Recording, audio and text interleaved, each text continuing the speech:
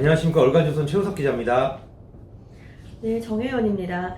북한은 인터넷을 이용하는 그 은행 절도를 감행하고 있습니다. 그 방식은 천재 해커들이 은행 사이트를 감염시킨 뒤에 돈을 탈취하는 방법입니다. 이에 대해서 최우석 기자와 함께 얘기를 나눠보도록 하겠습니다. 그 북한 공작원들이 이번에 어떤 은행을 표적으로 삼았습니까? 북한 공작원들은 이게 2014년 가을부터 동남아시아 은행을 표적으로 삼았다고 합니다. 그러니까 동남아시아에 뭐 여러 나라가 있지 않겠습니까? 네. 거기에 좀 약간 보안이 좀 소홀한다, 네. 낮다 이런 데를 이제 선점을 해서 이제 자금 탈취를 감행해 온 것으로 유엔 보고서 등을 통해 밝혀졌습니다. 은행이 물론 돈을 가장 많이 보관하는 곳이긴 네. 하지만 은행에서 돈 훔친다는 건 이건 보통 일은 아니잖아요. 맞습니다. 뭐 영화에서도 거의 다 은행에서 잡히던데. 돈을 훔친다는 건 보통 일이 아니죠.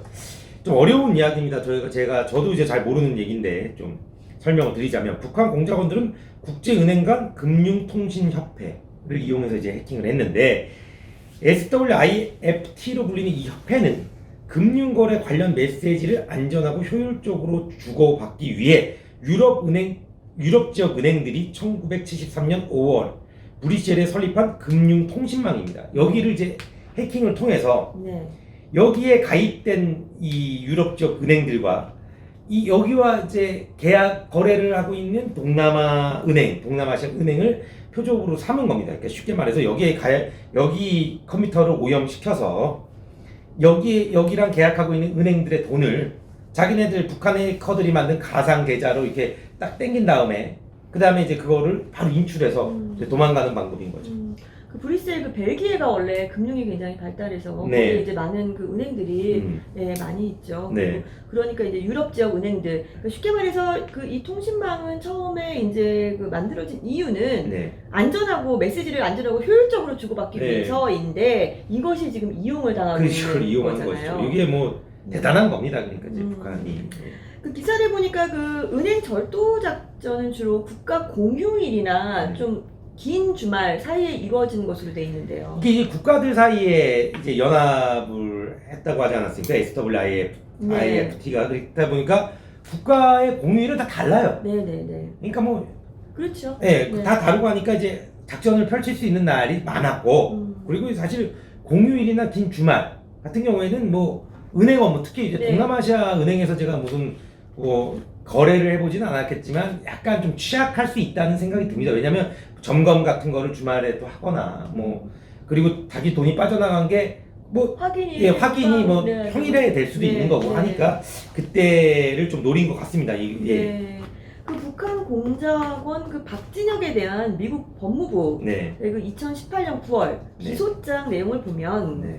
북한 공작원들은 흔히 북한 IP 공간을 이용해 공격 대상 웹사이트를 방문하고 네. 피싱 네. 메일을 전송하고 그다음에 네트워크 정찰을 수행했다 이렇게 나오고 있네요. 이게 지금 제가 이 기사를 쓰게 된 게 이제 유엔 보고서의 원문 보고서인데, 제가 그 영어가 좀 짧습니다. 그래갖고 이제 가지고 소정의 기관에 이제 이제 번역을 맡겨서 네. 번역을 통해서 이제 얘기를 하다 보니까 정확하게 이렇게 네, 번역이 된 네, 건데 네. 헷갈리는데 쉽게 말해서 뭐 이런 데 침투해갖고 여기에 네. 연결된 거를 다 해킹을 해서 네. 돈을 가져온다는 얘기입니다. 네.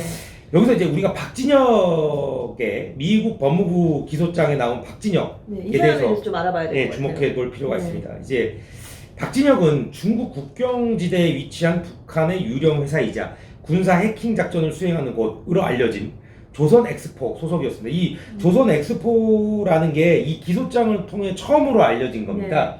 그러니까 이제 외국 언론에서는 약간 다뤄진 적이 있는데 우리 언론에서는 다뤄진 적이 없더라고요. 거의 없더라고요. 거의 뭐 한 줄 정도는 나오게. 이 박진혁을 포함한 조선 엑스포 소속 천재 해커들은 국제은행 간 금융통신협회, 아까 말씀드렸던 것을 공격해서 동남아시아 여러 국가 은행들의 돈을 훔치는 데 성공했습니다. 여기 예를 들어 100만 원 훔쳤다고 가정했을 때 한 80%를 북한에 송금을 했다고 합니다. 아, 그래요. 어쨌거나 북한에서 이제 기소한 거 보면 잡혔단 소린데 네네네. 그럼 이 조선 엑스포트는 어떻게 꼬리가 잡혔습니까? 그러니까 얘네들이 그 홀란드 은행을 공격하기로 했는데요. 네. 홀란드는 또 유럽 아닙니까? 네. 이제 좀 동남아시아 은행들보다는 조금 더 네. 이렇게 보안 장치도 있고, 이 공격에 사용된 이메일 주소, 네. 페이스북 계정, 네. 북한 IP 주소는 공교롭게도 로키드 마틴과 같은 미국 기업 및 한국 일부 기업들을 대상으로 한 공격에서 사용된 것이었습니다. 네. 그러니까 비슷하네, 음. 비슷한 거다 하고 이제 미국이 로키드 마틴이 그렇죠. 해킹이 됐으니 얼마나 눈을 부릅뜨고 네. 왜 수사를 했겠습니까? 그런 과정에서 이 폴란드 은행을 공격한 데가 여기고, 여기가 이게 우리랑 공격한 게 똑같으니까 얘네가 동남아시아와 지금까지 했던 이 단체구나 네. 하고 이제 알게 된 거죠. 그러니까 북한의 그 박진혁 등 공장원들, 네. 그렇죠. 공장원들이 이제 은행돈을 동남아 은행도 털고, 네. 유럽 은행도 털고, 그러니까요. 이게 탈취를 하는데요. 네. 그럴 때 전략적 웹 침해를 통해서 했다. 이게 영어로는 strategic web compromise라는 건데 이게 무슨 말인가요? 어렵죠. 어렵습니다. 네. 근데 이제 이 웹 침해, 네. 이거를 흔히 웹 침해. 워터링 홀이라고도 부르는데요. 네. 사자가 물구덩이에 매복해 먹잇감을 기다리듯 공격 대상이 자주 방문하는 웹사이트에 미리 악성 코드를 심어두고 접속을 기다리는 수법을 뜻한다고 합니다. 네. 그러니까 이제 유명 웹사이트에 네. 그러니까 어떤 이제 설치를 해놓는 거죠. 네, 이렇게 그렇죠. 북한은 이 방법만 사용한 게 아니고요. 멀웨어, 악성 소프트웨어를 이용한 공격 네. 이라고 하는데 이것도 사용을 했고요. 네. 이제 2019년 11월 1일 블룸버그 통신은 미국의 사이버 보안 업체인 파이어아이 네. 발표를 인용해서 중국 정부와 연계된 북한 해킹 집단이 멀웨어를 이용해 외국의 고위급 군사 및 정부 관계자들의 문자 메시지를 훔치고 있다라고 보도하기도 했습니다. 그러니까 좀 내용이 복잡하긴 한데 우리 최 기자 얘기를 종합해 보자면 이 북한의 해커들이 네. 공작원들이 그냥 은행을 턴다. 네. 막 동남아도 털고 유럽도 털고 각국의 은행을 터는데 방식도 아주 다양하다. 네. 그 정도로 보면 되겠죠. 네. 그럼 아까 그 조선 엑스포 이제 네. 보면은 이제 북한의 이제 유령 회사 네. 해킹 조직 이 회사는 중국에만 있나요?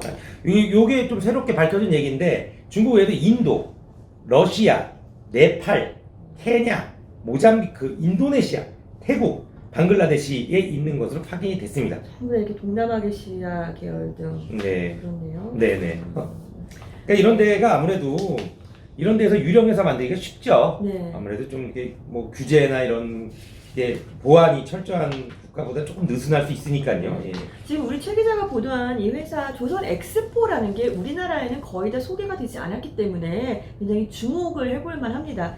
왜냐면 우리가 지금 북한 사람이 이제 김정은이는 네. 해커를 아주 전문적으로 양성할 생각을 아예 하고 있기 때문에 네. 이 해커들의 그 조직에 대해서 네. 굉장히 하나라도 소홀하지 않고 우리가 전부 다 파악하는 것이 네. 우리 당국 입장에서는 굉장히 중요하기 때문에 네. 이 기사는 아무래도 좀 저희 입장에서 볼 때 좀 의미가 있다라는 생각이 듭니다.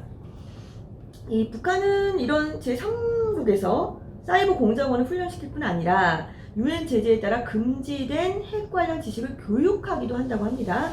그 월스트리트 저널은 2017년 9월 북한 주민들이 해외, 특히 중국에서 고급 물리학, 고급 컴퓨터 시뮬레이션 관련 컴퓨터 과학, 원자력 공학, 항공우주공학 및 관련학문 교육 또는 훈련 등 북한의 민감한 핵 활산 확산 또는 핵무기 운반체제 개발에 기여할 수 있는 과목을 콕 집어서 공부하고 있다는 사실을 확인했습니다.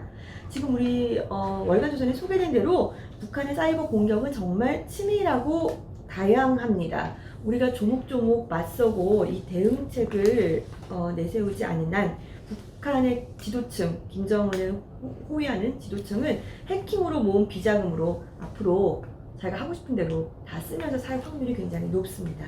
네, 오늘 순서 여기까지 하겠습니다. 감사합니다.